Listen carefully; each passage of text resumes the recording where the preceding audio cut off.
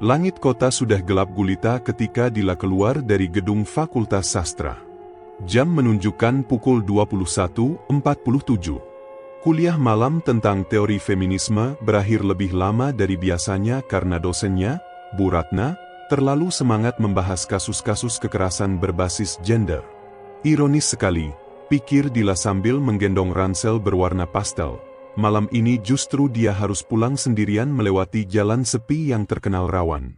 Dila tinggal di kos-kosan murah di ujung Jalan Cempaka 4, hanya 15 menit jalan kaki kalau lewat gang belakang kampus.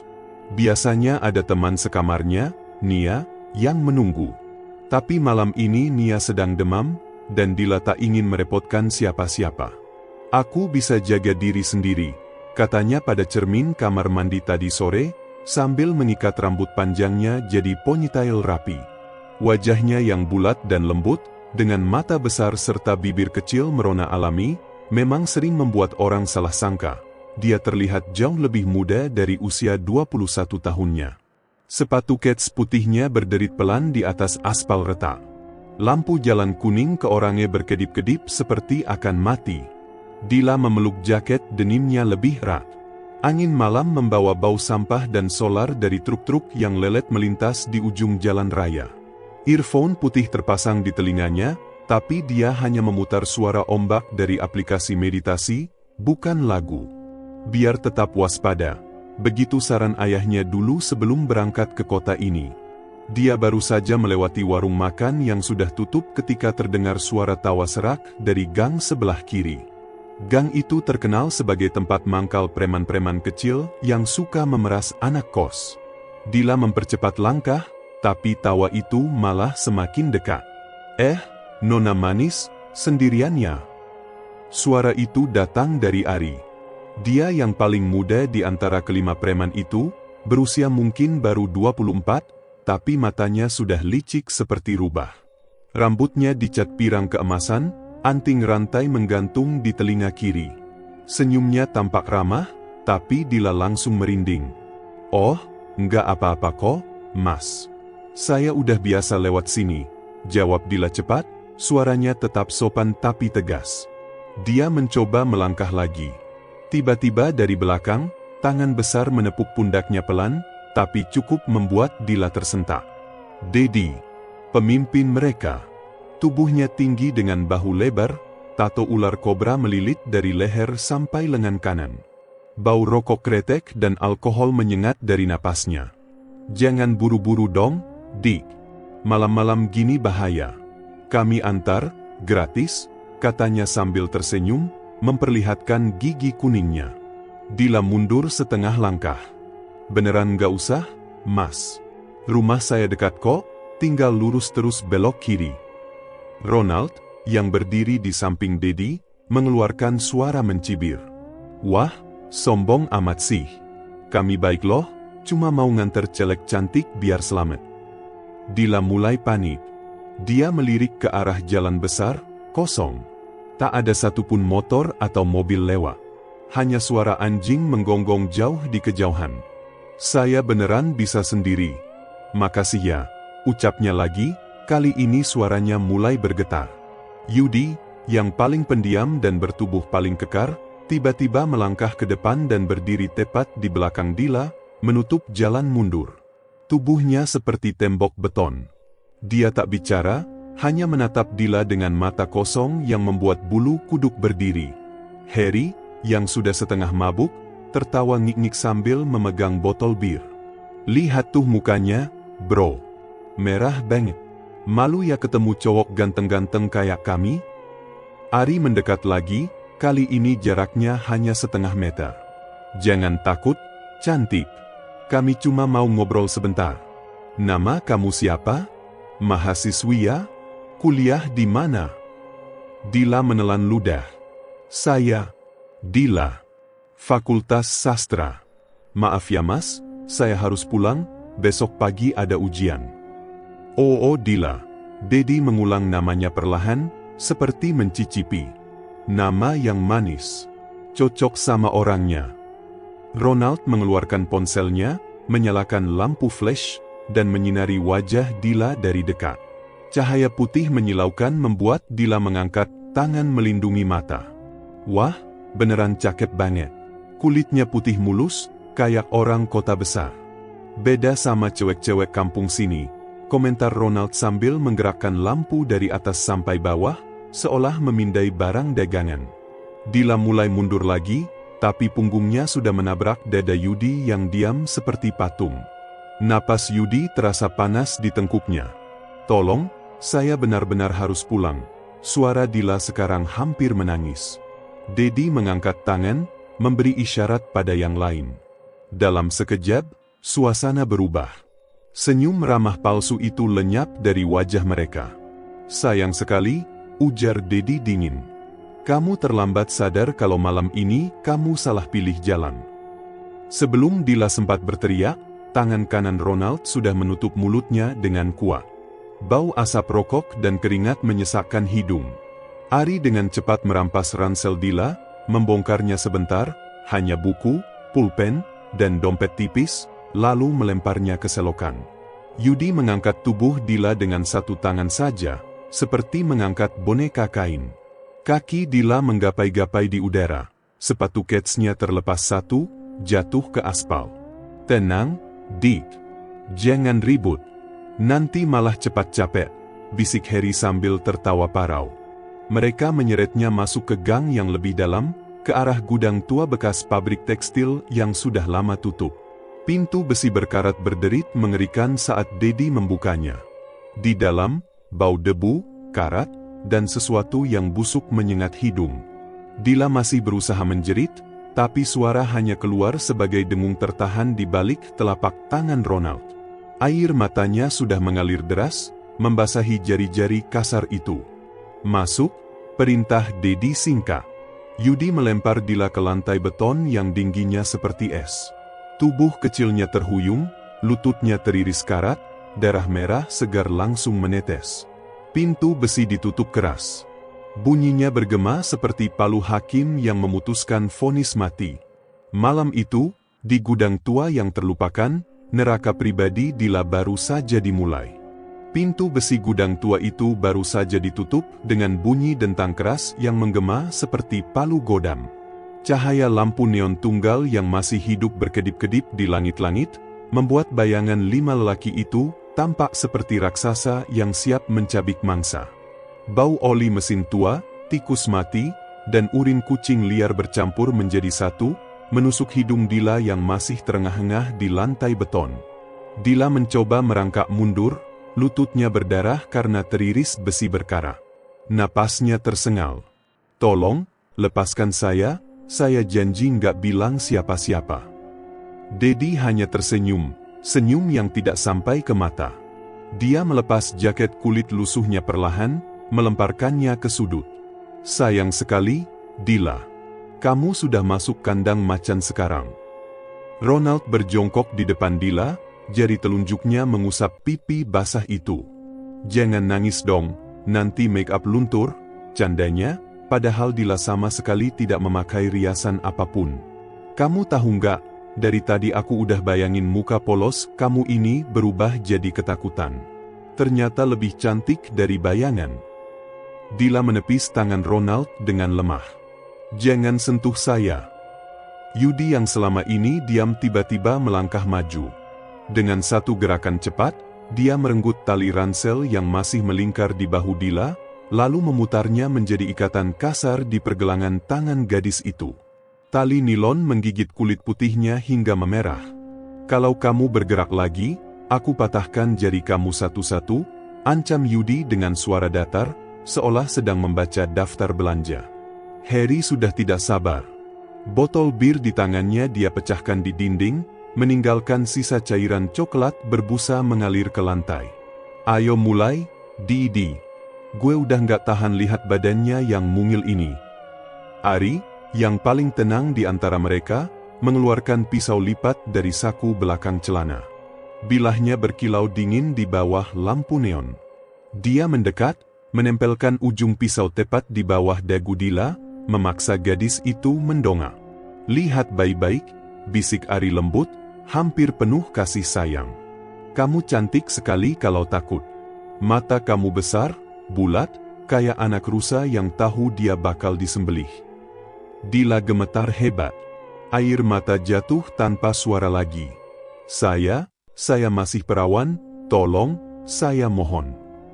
5 pasang mata langsung menyala lebih terang mendengar kata itu. Ronald bersiul pelan. Wah, jackpot. Dedi mengangguk puas. Bagus. Berarti kita yang pertama. Nggak ada yang rusak sebelumnya. Harry tertawa terbahak-bahak sampai terbatuk. Gue kira cuma mitos cewek kuliahan masih suci. Ternyata bener ada. Dila mencoba menjerit lagi, tapi Ari dengan cepat menutup mulutnya dengan telapak tangan kiri, sementara pisau tetap di lehernya. SST. Jangan berisik. Nanti tetangga curiga. Lagian, di sini nggak ada tetangga. Dedi mulai membuka kancing baju Dila satu persatu, pelan, seperti menikmati setiap detik. Kancing ketiga putus karena tangannya terlalu kasar. Dila meronta, tapi Yudi memegang bahunya dari belakang dengan cengkeraman besi. Tenang, Dik, ujar Dedi serak. Kamu cuma perlu diam dan biarkan kami menikmati. Kalau kamu baik, mungkin kami cepat selesai. Ronald sudah melepas ikat pinggangnya sendiri. Bunyi gesper logam terdengar mengerikan di ruangan sunyi. Gue duluan ya? Gue yang nemuin dia tadi. Dedi menggeleng. Enggak. Gue pemimpin, gue yang buka acara. Dia menarik kerah baju Dila hingga robek dari bahu sampai pinggang. Kain putih itu terbelah, memperlihatkan bra pink muda dengan motif bunga kecil yang masih baru. Dila menjerit kecil, tapi suara itu langsung mati di telapak Ari. Lucu banget, cibir Harry sambil menjulurkan lidah. Bra anak SMA. Dila menangis terseduh. Tolong, saya janji kasih uang, dompet saya di tas, ambil semua. Ronald tertawa keras. Uang? Kami nggak butuh uang kamu, Dila. Kami butuh kamu. Yudi tiba-tiba mengangkat tubuh Dila dari lantai, melemparnya ke atas tumpukan karung goni tua di sudut gudang. Karung-karung itu berdebu dan berbau apek, tapi setidaknya lebih empuk daripada beton. Dila mendarat telentang, napasnya terhenti sesak. Dedi naik ke atasnya, lututnya menjepit pinggul Dila agar tak bisa bergerak lagi. Bobot tubuhnya membuat tulang pinggul gadis itu terasa seperti mau retak. Sebelum mulai, kata Dedi pelan, suaranya berubah jadi bisikan beracun, gue mau kamu bilang satu kalimat. Dia mendekatkan wajahnya hingga jaraknya hanya beberapa senti. Bau rokok dan alkohol menusuk hidung Dila. Bilang, saya milik kalian malam ini. Bilang, atau gue potong lidah kamu sekarang juga. Ari menggerakkan pisau sedikit, meninggalkan goresan tipis di leher Dila. Darah merah segar mengalir perlahan. Dila menangis hingga sesengukan. Tubuhnya bergetar hebat. Akhirnya, dengan suara pecah yang hampir tak terdengar, dia berbisik, saya, milik kalian, malam ini. Dedi tersenyum lebar, giginya kuning berkilat. Bagus. Sekarang kita mulai. Ronald sudah melepas celananya, berdiri di samping dengan mata liar. Cepat, Didi. Gue udah nggak tahan. Harry memukul-mukul botol bir kosong ke dinding, membuat bunyi ritmis mengerikan. 1, 2, 3, mulai. Yudi hanya berdiri di sudut, menjaga pintu, tapi matanya tak lepas dari tubuh Dila yang kini hanya mengenakan pakaian dalam. Ari merekam semuanya dengan ponsel, dia selalu yang paling rapi mencatat kenang-kenangan. Malam itu, di gudang tua yang terlupakan, jeritan Dila akhirnya benar-benar tenggelam.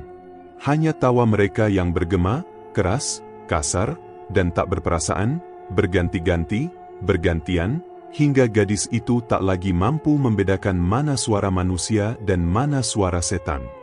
Waktu di dalam gudang tua itu seperti berhenti. Lampu neon yang berkedip-kedip menjadi satu-satunya penunjuk hidup di tengah kegelapan. Dila sudah tidak lagi menjerit, suaranya habis, hanya tersisa isakan kecil yang terputus-putus seperti napas anak kecil yang kehabisan tenaga. Tubuhnya tergeletak miring di atas karung goni yang sudah basah oleh darah, keringat, dan cairan lain yang tak ingin dia pikirkan. Dedi berdiri, menarik celananya sambil mengatur napas.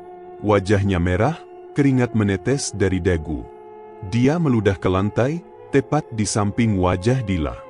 "Gue kira bakal lebih susah," katanya sambil tertawa serak.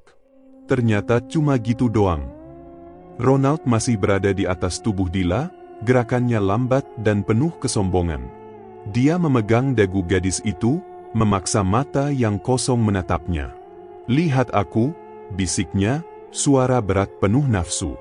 "Ingat muka gue bayi-bayi. Nanti kalau kamu mimpi buruk, yang kamu lihat cuma gue." Dila tidak menjawab. Matanya terbuka lebar, tapi seolah tak ada jiwa di dalamnya lagi. Hanya air mata yang terus mengalir tanpa suara. Ronald akhirnya mundur, menepuk paha Dila keras hingga meninggalkan bekas merah 5 jari. "Giliran lo, Yudi. Jangan lama-lama, gue masih mau ronde 2. Yudi mendekat tanpa bicara. Tubuhnya besar, gerakannya mekanis, seperti mesin yang baru dinyalakan. Dia membalikkan tubuh Dila seperti membalik karung beras, menekan wajah gadis itu ke goni yang berdebu. Tangan besarnya memegang pinggul Dila dengan kuat hingga tulang terasa remuk. Saat Yudi mulai, Dila akhirnya mengeluarkan suara lagi, bukan jerit, tapi rintihan panjang yang terdengar seperti orang sekara. "Sakit? Tolong, aku nggak kuat." Yudi tidak peduli. Dia bahkan tidak menoleh. Hanya napas kasar yang keluar dari hidungnya, teratur, seperti orang sedang mengangkat beban di gym. Harry sudah tidak bisa diam. Dia mondar-mandir sambil memukul-mukul botol bir kosong ke telapak tangannya. "Cepet, Di. Gue udah keras dari tadi," teriaknya sambil tertawa gila. Ari masih merekam. Kamera ponselnya tak pernah berhenti sejak tadi. Dia sesekali mengarahkan lensa ke wajah Dila, zoom ke mata yang kosong, ke bibir yang berdarah karena digigit sendiri. "Ini bakal jadi koleksi terbaik kita," katanya tenang. "Lihat ekspresinya. Murni. Nggak ada akting." Yudi selesai tanpa ekspresi. Dia bangkit, menarik celana, lalu kembali berdiri di sudut seperti penjaga setia. Tidak ada senyum, tidak ada kata. Sekarang giliran Harry. Harry sudah mabuk berat. Matanya merah, langkahnya sempoyongan. Dia jatuh berlutut di depan Dila, menarik rambut gadis itu hingga kepala terangkat paksa. "Muka kamu cantik banget kalau basah gini," katanya sambil menjilat air mata di pipi Dila. "Asin. Now." Dila sudah tidak melawan lagi. Tubuhnya lemas seperti boneka rusak. Hanya bibirnya yang bergetar, mengucap satu kata berulang-ulang dengan suara hampir hilang. "Mama, mama, mama." Harry tertawa sampai terbatuk. "Mama kamu nggak datang, sayang. Malah kami yang datang." Dia mulai dengan kasar, jauh lebih brutal dari yang lain karena alkohol sudah menguasai otaknya. Setiap dorongan disertai tamparan, cubitan, dan caci maki yang tak henti. "Cadel banget lo nangisnya. Kayak bayi." 10 menit kemudian, Harry ambruk ke samping, tertawa-tertawa sendiri sambil memegang botol bir kosong seperti piala. Ari mematikan rekaman. Dia mendekat, berjongkok di depan Dila yang sudah tak lagi bergerak. "Giliran terakhir," bisiknya lembut, hampir penuh kasih. "Aku selalu yang penutup. Supaya kamu ingat, yang paling sakit itu yang terakhir." Dia tidak terburu-buru. Gerakannya lambat, terukur, seperti seniman yang sedang menyelesaikan lukisan terakhirnya. Tangan kirinya memegang leher Dila, jempolnya menekan tenggorokan cukup untuk membuat gadis itu tersengal, tapi tidak sampai pingsan. Dia ingin Dila sadar sepenuhnya. "Kamu tahu nggak?" bisik Ari di telinga Dila, "besok pagi, kamu bakal jalan pincang. Dan setiap kali kamu duduk, kamu bakal ingat aku. Aku yang paling dalam." Dila tidak menjawab. Matanya terbuka, tapi kosong. Seperti kaca yang retak, masih utuh, tapi sudah tidak mencerminkan apa-apa lagi. Saat Ari selesai, Dia bangkit perlahan, merapikan rambut, menutup resleting. Lalu dia mengambil ponselnya lagi, merekam close-up wajah Dila dari atas. Bagus. Sekarang kamu sudah resmi jadi milik kami. Dedi bertepuk tangan pelan, seperti habis menonton pertunjukan teater. Bagus sekali, anak-anak. Sekarang kita istirahat dulu. Nanti jam 3 pagi kita bawa ke sungai. Ronald menendang kaki Dila pelan. Masih hidup kan? Dila tidak bergerak. Hanya dada yang naik turun pelan, hampir tak terlihat. Harry tertawa. Hidup kok. Cuma lagi ngumpulin tenaga buat ronde 2. Ari menyeringai. Nggak ada ronde 2. Kita janji cuma malam ini. Besok dia jadi makanan ikan. Dedi mendekat, menendang perut Dila keras hingga gadis itu meringkuk. Dengar, Dila. Kalau kamu masih bisa mikir, ingat baik-baik muka kami. Karena kami nggak akan pernah lupa muka kamu. Malam masih panjang. Di luar gudang, angin berhembus dingin.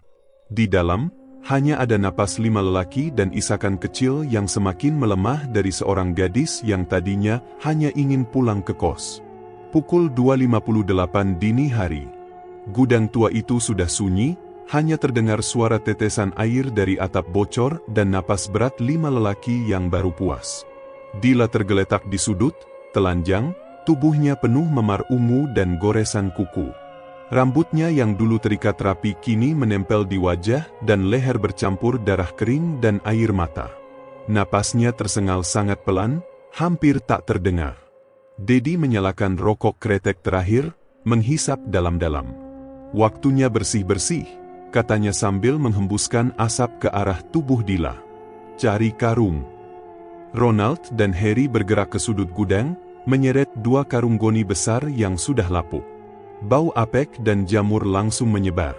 Yudi mengangkat tubuh Dila seperti mengangkat sampah, melemparkannya ke dalam salah satu karung. Tubuh gadis itu jatuh dengan bunyi, bruk, kosong, seperti boneka tanpa isi. Dila mengeluarkan suara lemah, seperti anak kucing yang terluka. "Ai, tolong, Ari tertawa kecil. "Nanti juga kamu minum sepuasnya. Air sungai." Mereka mengikat mulut karung dengan tali rafia kasar. Hanya kepala Dila yang masih sedikit terlihat di ujung atas, matanya setengah terbuka, bibirnya bergerak tanpa suara. Harry menepuk-nepuk karung itu seperti memeriksa buah di pasar. Masih gerak dikit. Bagus, berarti belum mati. Kalau mati duluan, kurang seru. Mobil butut Dedi, sebuah Avanza hitam tahun 2004 yang kacanya sudah banyak retak, diparkir di belakang gudang. Mereka membawa karung itu berlima, melemparnya ke bagasi seperti membuang sampah besar. Bunyi benturan keras membuat Dila kembali mengeluarkan rintihan kecil. Ronald menutup bagasi. "Ke sungai mana, Di?" "Sungai Cikapundung, bagian angker dekat bendungan tua," jawab Dedi sambil menyalakan mesin. "Yang katanya banyak kuntilanak sama pocongnya itu. Mayat di sana selalu hilang dalam 3 hari. Ikan-ikan besar suka daging segar." Harry tertawa ngik-ngik dari kursi belakang. "Romantis banget. Pacaran terakhir sama ikan patin." Mobil melaju pelan meninggalkan gudang, lampu depannya mati supaya tidak mencolok. Jalanan kota sudah sepi total. Hanya sesekali terdengar suara anjing liar menggonggong mengikuti mobil. Di dalam bagasi, Dila mulai sadar kembali. Rasa sakit di sekujur tubuhnya seperti api yang terus menyala.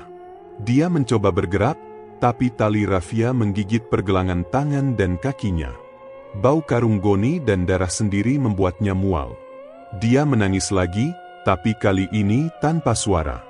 Hanya air mata yang mengalir ke telinga. 20 menit lagi, terdengar suara Dedi dari depan.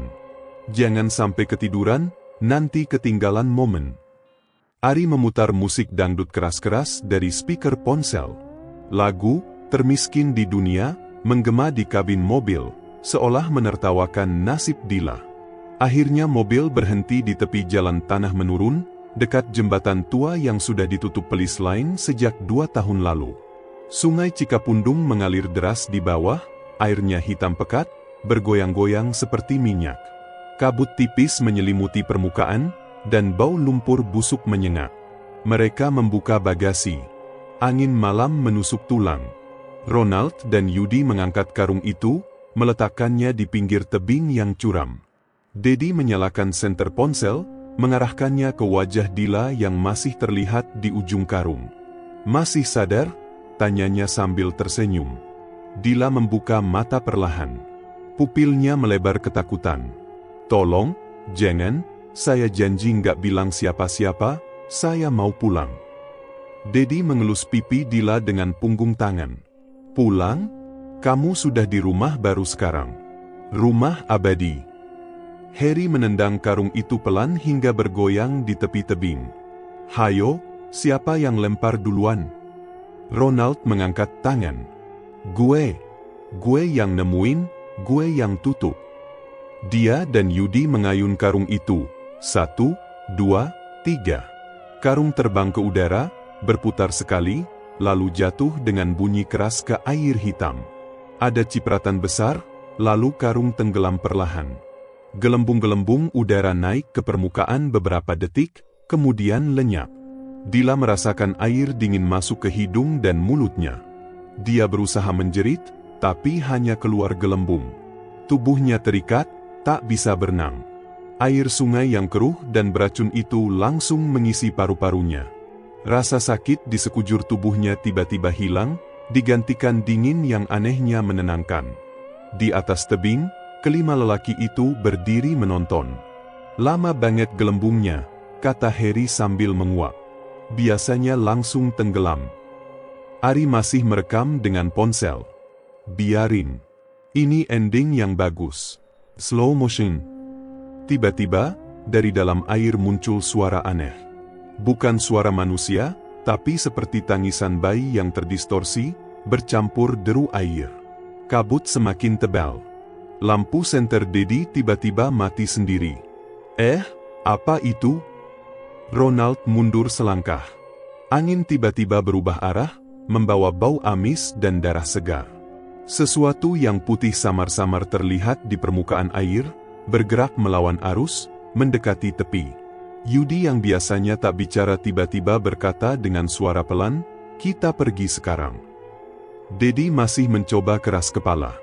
"Santai, cuma ikan besar." Tapi saat dia mengarahkan senter lagi, cahaya menangkap sesuatu. Karung goni yang tadi mereka lempar kini terapung kembali ke permukaan, terbuka. Kosong. Hanya tali rafia yang masih mengambang. Ronald menelan ludah. "Mana mayatnya?" Ari langsung mematikan rekaman. "Gue bilang jangan kesini. Tempat ini beneran angker." Kabut semakin tebal, sampai mereka tak bisa melihat jalan pulang. Dari dalam air, suara tangisan itu semakin jelas. Kali ini ada kata-kata, pelan, seperti bisikan yang datang dari segala arah. "Dedi, Rona, Yudi, Harry, Ari." Kelima lelaki itu langsung berlari ke mobil, menabrak satu sama lain dalam kepanikan. Mesin mobil susah hidup, berulang kali mati. Akhirnya hidup juga, dan mereka melaju kencang meninggalkan sungai itu. Di kaca spion, Dedi masih sempat melihat sesuatu. Sosok putih berdiri di tepi tebing, rambut panjang basah menutupi wajah, tangan terentang ke arah mereka. Malam itu, Sungai Cikapundung menelan satu nyawa lagi. Tapi kali ini, ia tidak berniat melepaskannya begitu saja. 3 hari setelah malam maut itu, kota masih biasa saja. Berita hilangnya Dila muncul di koran lokal halaman 13, mahasiswi semester akhir hilang, diduga diculik. Foto Dila yang tersenyum malu-malu di kartu mahasiswa jadi headline kecil. Tak ada yang tahu bahwa di balik senyum itu kini tersimpan dendam yang tak pernah padam. Malam keempat, Dedi duduk sendirian di kontrakan kumuhnya di pinggir rel kereta. TV tabung 14 inci menyiarkan sinetron murahan. Dia sudah minum 4 botol bir besar, tapi entah kenapa malam ini rasa mabuk tak juga datang. Hanya dingin. Dingin yang merayap dari tulang punggung sampai ubun-ubun. Tiba-tiba lampu ruangan berkedip 3 kali, lalu mati total. Gelap. Hanya cahaya merah dari jam dinding digital yang masih menyala, pukul 2.17. Dari arah kamar mandi terdengar suara tetesan air. Tek, tek, tek. Padahal keran sudah ditutup rapat sejak sore. Dedi menelan ludah. Siapa lu? Tak ada jawaban. Hanya tetesan yang semakin cepat. Dia bangkit, mengambil golok dari bawah bantal, melangkah pelan ke arah kamar mandi. Pintu kayu reot terbuka sedikit, angin dari dalam mendorongnya lebar-lebar. Di dalam bak mandi yang kotor, air hitam pekat mengalir dari keran yang tertutup. Permukaannya bergoyang, lalu muncul sesuatu, tangan kecil perempuan, pucat kebiruan, jari-jarinya patah semua, tapi masih bergerak meraih tepi bak. Dedi mundur. Goloknya jatuh bergoyang di lantai. Tangan itu terus merangkak keluar, diikuti rambut hitam panjang yang basah menempel di wajah. Wajah itu terangkat perlahan. Mata Dila. Kosong, hitam pekat, tanpa putih. Bibirnya robek sampai telinga, tapi tetap tersenyum. Kamu bilang aku bakal pulang? Suara Dila terdengar dari segala arah, bukan dari mulutnya. Aku sudah pulang, Mas Dedi. Dedi berteriak, lari ke pintu depan. Tapi kunci menghilang. Jendela ditutup rapat dari luar.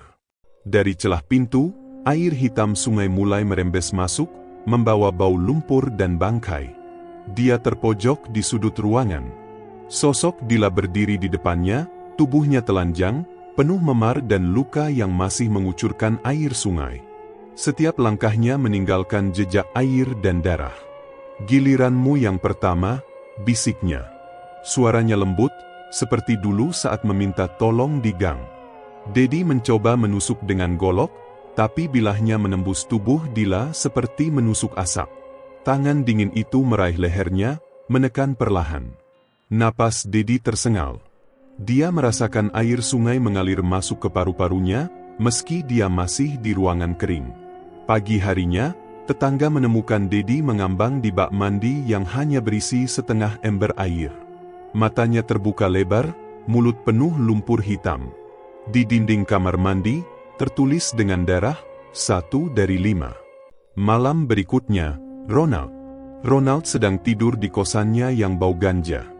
Jam 3.03, pintu kamarnya terbuka sendiri. Angin malam masuk, membawa bau amis. Dia terbangun, langsung mengambil pisau lipat di bawah bantal. Siapa lu? Tak ada jawaban. Hanya suara air mengalir dari kamar mandi kecil.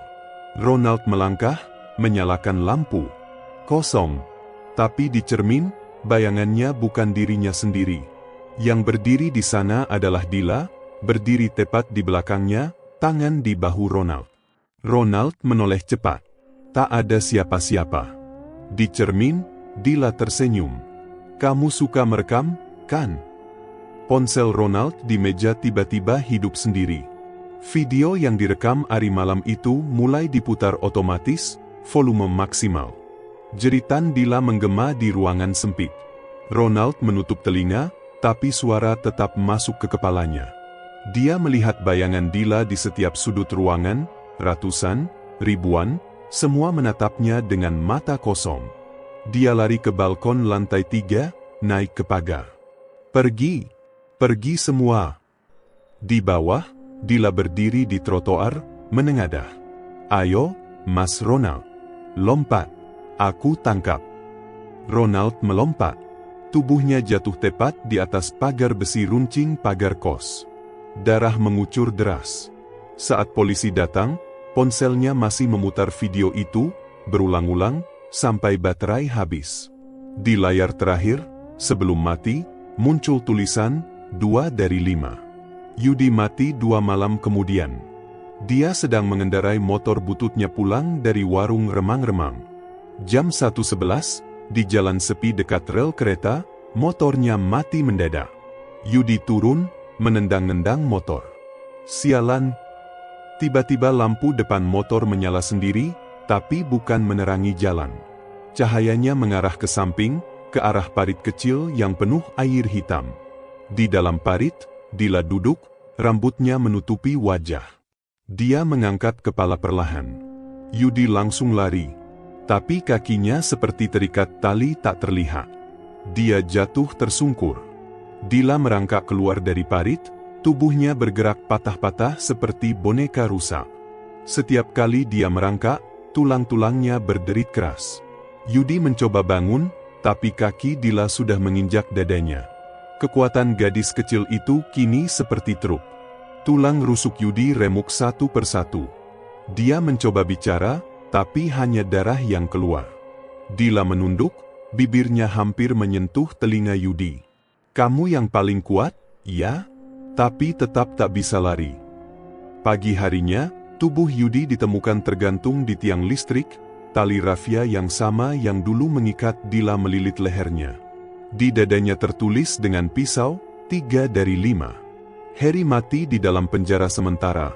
Dia ditangkap karena mabuk dan berkelahi malam sebelumnya. Di sel tahanan yang penuh sesak, semua tahanan tiba-tiba tertidur pulas. Hanya Harry yang terbangun jam 4.04. Air mulai mengalir dari bawah pintu sel. Hitam. Berbau lumpur. Harry memukul-mukul pintu. Tolong, buka. Ada banjir. Tak ada jawaban.